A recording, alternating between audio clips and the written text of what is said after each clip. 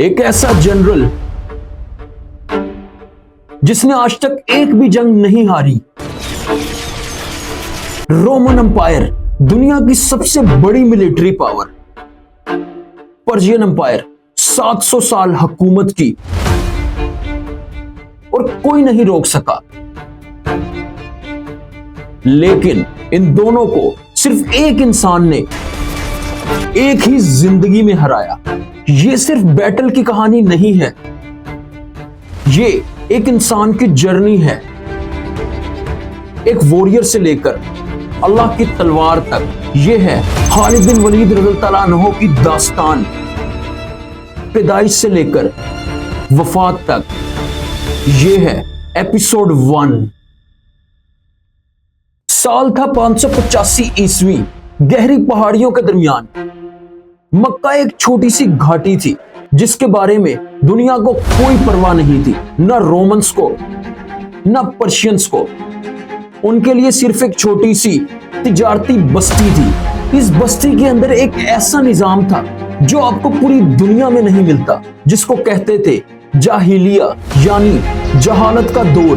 یہاں شرک تھا, ظلم تھا اور بچیوں کو زندہ دفنایا جاتا تھا. یہ سب سچ ہے, لیکن اس کے علاوہ بھی ایک اور سچ ہے جو جاننا بہت ضروری ہے.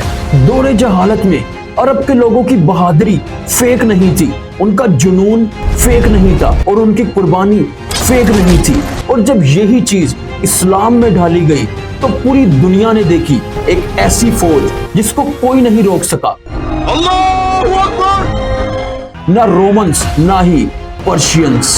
اس زمانے میں عرب کوئی ملک نہیں تھا, یہ تھا قبیلوں کا ایک جال, اور ہر قبیلہ اپنا مالک خود تھا. اپنا پانی, اپنی زمین اور اپنی عزت. اور عزت کا صرف ایک مطلب تھا اور وہ تھا تلوار. اور مکہ میں قریش سب سے زیادہ طاقتور قبیلہ تھا. کعبہ ان کے پاس تھا, تجارتی راستے ان کے ہاتھ میں تھے, لیکن ملٹری پاور ایک خاص خاندان کے پاس تھی جس کا نام تھا بنو مخزوم, یعنی حضرت خالد بن ولید رضی اللہ تعالیٰ عنہ کا خاندان. قریش صرف ایک قبیلہ نہیں تھا بلکہ یہ مختلف خاندانوں سے ملی ایک کنفیڈریشن تھی. الگ الگ خاندانوں میں الگ الگ ذمہ داریاں تھی, جیسے کہ بنو ہاشم کعبہ کے محافظ تھے, بنو امیہ تجارتی اور سیاست کے مالک تھے, اور بنو مخزوم جن کے ہاتھ میں جنگی قیادت تھی. جب بھی قریش کو لڑنا ہوتا تھا تو بنو مخزوم سب سے آگے ہوتے تھے. یہ تھے قریش کے اصل وارئرز, اور یہ وہ لوگ تھے جنہیں سب دیکھتے تھے جب جنگ آتی تھی. اللہ اکبر! اور اس خاندان کا سردار تھا ولید بن مغیرہ المخزومی, ایک ایسا نام جو پورے عرب میں فیمس تھا. اتنی دولت تھی کہ اکیلا اپنی جیب سے پورے قریش کی فوج تیار کر سکتا تھا. ایک ایسی چیز جو شاید آپ لوگ نہیں جانتے, اللہ عز و جل نے خود قرآن میں اس انسان کا ذکر کیا تھا. سورہ المدثر میں اللہ نے فرمایا, چھوڑ دو مجھے اور اس شخص کو جس کو میں نے اکیلا پیدا کیا. یہ وارننگ اتری تھی ولید بن مغیرہ کے بارے میں. وہ دولت میں سب سے آگے تھا, قوت میں سب سے آگے تھا, لیکن اسلام سے بہت دور تھا. تقریباً 585 عیسوی مکہ کی گلیوں میں ایک بچے کی چیخ گونجی جس کا نام رکھا گیا خالد بن ولید المخزومی. کوئی نہیں جانتا تھا اس رات کہ یہ بچہ ایک دن دنیا کی سب سے بڑی سپر پاورز کو گھٹنوں پر لے آئے گا. عرب میں امیر قبیلوں کے بچوں کی پرورش ایک خاص طرح سے ہوتی تھی. انہیں شہر سے دور صحرا میں بھیجا جاتا تھا, بڑے ٹرائبز کے پاس. پر سوال یہ ہے کہ کیوں؟ تاکہ وہ صاف ہوا میں پلیں, ان کے جسم سخت ہوں اور پیور عربک لینگویج سیکھ سکیں. یہ صرف ایک ٹریڈیشن نہیں تھا بلکہ یہ ایک تھا سکول, صحرا کا سکول, جہاں استاد ہوتی تھی تکلیف اور سبق ہوتا تھا سروائیول, اور جس کا رزلٹ نکلتا تھا ایک جسم اور ایک ذہن جس کو توڑنا بہت مشکل تھا. اور جب یہ بچے شہر میں واپس آتے تو انہیں سیدھا ٹریننگ میں ڈال دیا جاتا تھا جہاں یہ سیکھتے تھے گھوڑ سواری, तीर अंदाजी, तलवारबाजी और नेजा फेंकना। और ये सब कुछ हजरत खालिद बिन वलीद की जिंदगी का हिस्सा बचपन से ही था। अरब के वॉरियर्स के 5 असूल थे जो उन्हें जान से भी ज्यादा अजीज होते थे। पहला, अपने कबीले की हिफाजत करो चाहे जान चली जाए। दूसरा, मेहमान की इज्जत करो, अगर दुश्मन भी दरवाजा खटखटाए तो उसे खिलाओ पिलाओ। तीसरा, वादा निभाओ, दुनिया पलटे लेकिन वादा ना पलटे। चौथा, कमजोर पर जुल्म नहीं, ये सबसे ज्यादा बेइज्जती समझी जाती थी। और पांचवा, ये सबसे ज्यादा जरूरी था कि जंग में कभी भी पीठ मत दिखाओ, ये वो गुनाह था जिसकी कोई माफी नहीं थी। जब खालिद बिन वलीद जवान हो रहे थे तो अरब में एक बहुत बड़ी जंग हुई थी जिसका नाम था हर्बल फिजार, यानी पाक महीनों में की गई लड़ाई। और ये जंग कुरैश और बनु कैस के दरमियान की गई थी। इस जंग ने पूरे अरब को हिला दिया था। बनु मखजूम का कोई भी मर्द जंग से दूर रहना जानता ही नहीं था। तो डेफिनेटली बात है कि हजरत खालिद बिन वलीद भी इस जंग में शरीक हुए थे।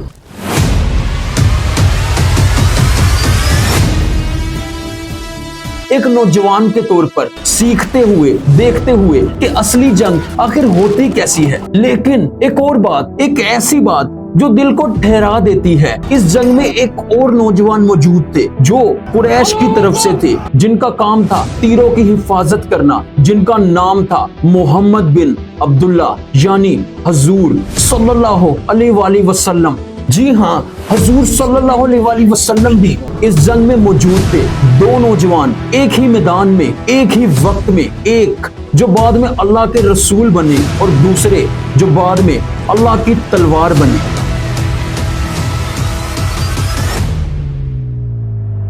खैर, जंग का मैदान सिर्फ कुव्वत का नाम नहीं होता था बल्कि दिमाग का नाम भी होता था। और यही चीज हजरत खालिद बिन वलीद को हमेशा दूसरों से अलग करती थी।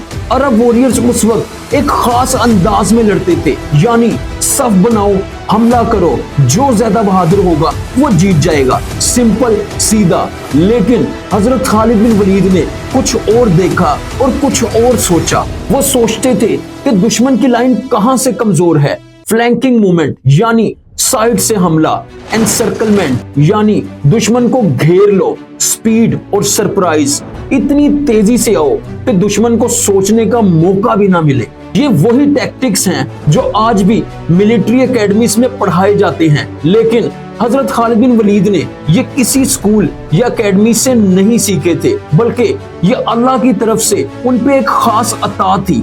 हजरत खालिद बिन वलीद की फौजी सोच अपने जमाने से बहुत आगे थी।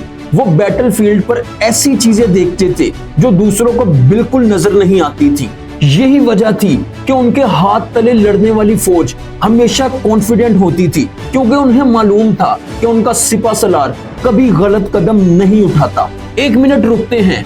हजरत खालिद बिन वलीद की कहानी अरेबियन कॉन्टेक्स्ट में मत देखो, एक मर्तबा पूरी दुनिया का नक्शा देखो। रोमन एम्पायर यानी सीरिया, इजिप्ट, ग्रीस, इटली और टर्की, सब कुछ रोमन। इनकी फौज दुनिया की सबसे डिसिप्लिन फौज समझी जाती थी। फिर आती है पर्शियन एम्पायर यानी ईरान, इराक और अफगानिस्तान, सब कुछ पर्शिया, जिनके पास थे heavily armoured cavalry, war elephants और 700 साल की सल्तनत। दूसरी तरफ थे अरबी छोटे कबीले, कोई सेंट्रलाइज्ड आर्मी नहीं, कोई ऑर्गेनाइज्ड स्टेट नहीं, ना वॉर एलिफेंट्स ना आर्मर्ड, सिर्फ वॉरियर्स, इंडिविजुअल वॉरियर्स, खुली तलवारें और खुले दिल। कोई नहीं सोचता था उस वक्त कि यही डेजर्ट एक दिन इन दोनों सुपर पावर्स को चैलेंज करेगा। और इसी डेजर्ट में एक ऐसा बच्चा पल रहा है जो एक दिन इन दोनों सुपर पावर्स को नीस्तो नाबूद कर देगा। अगला एपिसोड बहुत अलग होगा, क्योंकि अगले एपिसोड में आप मुसलमानों की वो जंग देखेंगे जिसमें हजरत खालिद बिन वलीद मुसलमानों के दुश्मन थे, जिस जंग का नाम था ग़ज़वा-ए-उहद।